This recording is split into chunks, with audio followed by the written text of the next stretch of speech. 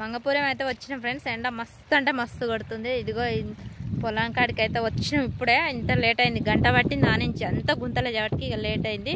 పొలం దగ్గరికి అయితే వచ్చినాం. ఇదిగో మా పొలం చూపిస్తున్నా చూడండి ఫ్రెండ్స్. ఇదిగో ఈ నుంచి ఇగో ఇట్లా 2 ఎకరాలు ఉంది మందు కొట్టేది. ఆ కట్టదానికి అనమాట. మా వారు చెట్టు అనిపిస్తుందా అక్కడ ఉండు. నీళ్ళు బాగా మేము వచ్చేసరికి ఎవరి కాలువ నీళ్ళు మొత్తం పొలం మీదకి పెట్టిర్రు. అయితే బంద్ చేసి రావడానికి పోయింది. బంద్ చేయాలి. ఇంట్లో పొలంలో ఉన్న నీళ్ళు మొత్తం బయటికి ఎలదీసి నీళ్ళు చూడాలి ఎట్లా వస్తుందో. ఆ నీళ్ళు మొత్తం బయటికి వెళ్ళిపోయినాక అప్పుడు మేము మందు కొట్టడం అయితే స్టార్ట్ అయితే. ఈ లోపు ఎండ ఫుల్ ఎండ అవుతుంది. ఇప్పటికే మస్తు అంటే మస్తు ఎండ కొడుతుంది.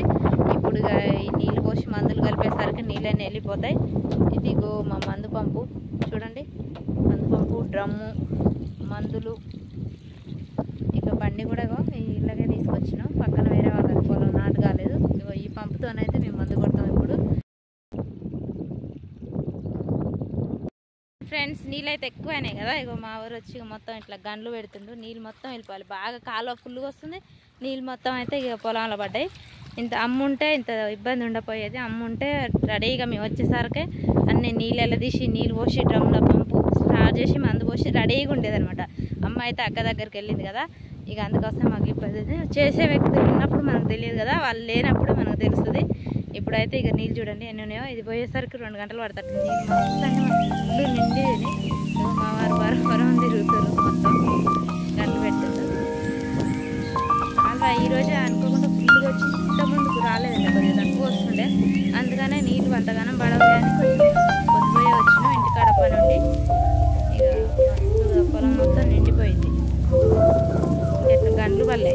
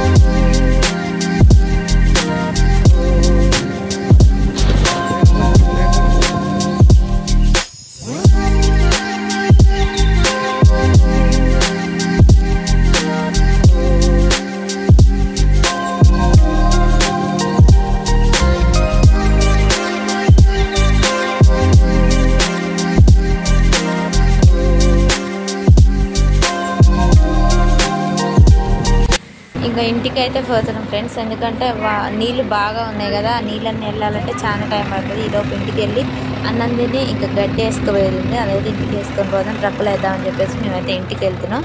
ఇక నీళ్ళు ఈరోజు వెళ్తేనేమో ఈరోజు మందు అయితే లేకుంటే లేదు. ఇక గడ్డి వేసుకున్నాం.